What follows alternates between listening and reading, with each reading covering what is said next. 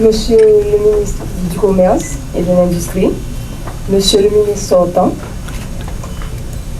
Messieurs et dames, chers amis de la presse, chers collègues, chers invités, mesdames, messieurs, permettez d'abord que j'exprime ma gratitude envers le président de la République, M. Joseph Michel Martelly, et envers le Premier ministre, M. Laurent Salvador Lamotte, d'avoir placé leur confiance en moi pour diriger ce ministère qui est d'une importance capitale pour tenir la population informée du plan national de développement économique et social du gouvernement. Soyez rassurés de ma détermination, de mon dévouement et de ma capacité à tout mettre en œuvre pour réévaluer les structures en place, les renforcer, les changer au besoin afin d'atteindre les objectifs du ministère qui sont de mettre en valeur notre cher Haïti et de transmettre à la population une image fidèle du travail qu'effectue le gouvernement. Conformément aux vœux de la Constitution, le ministère de la Communication s'engage à renforcer le droit à l'information qui fait obligation à l'État haïtien de donner publicité aux lois, arrêtés, décrets, accords internationaux, traités, conventions et à tout ce qui touche la vie nationale, exception faite des informations relevant de la sécurité nationale par voie de presse parlée, écrite, télévisée, en langue créole et française. Dans le but de garantir ce droit et renforcer la vision de l'administration Martelly-Lamotte, et particulièrement les 5 E du gouvernement, une politique de communication publique sera instaurée tenant compte des besoins d'interaction communicationnelle entre les institutions de l'État et les différents secteurs de la population vivant en Haïti et à l'étranger.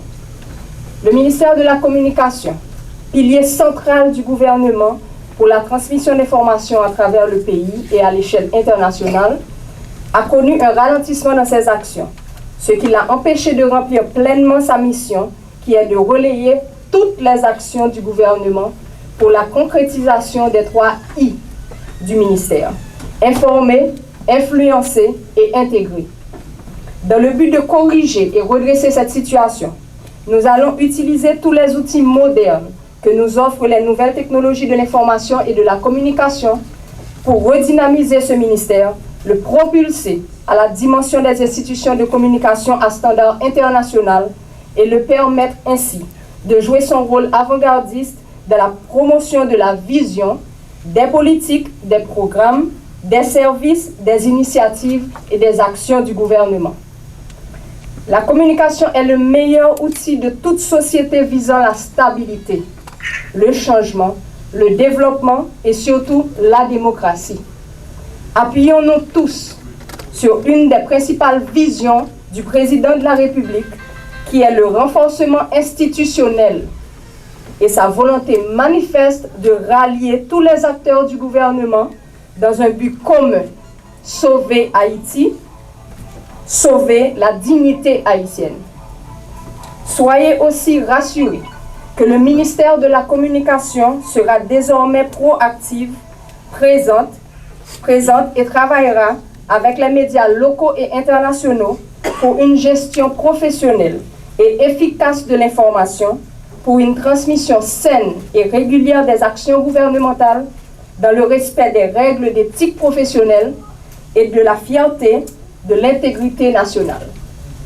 Les défis sont de taille, l'héritage est lourd, mais ma détermination à relever ces défis en offrant ma contribution au gouvernement sera porteuse de résultats.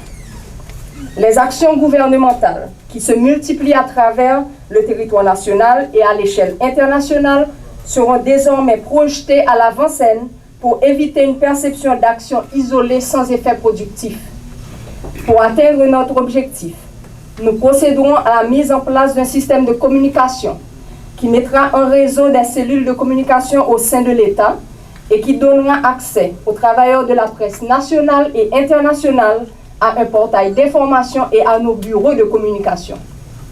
Tout cela sera rendu possible grâce à la collaboration des différentes institutions de l'État, des médias et de la population en général qui en seront les premiers bénéficiaires.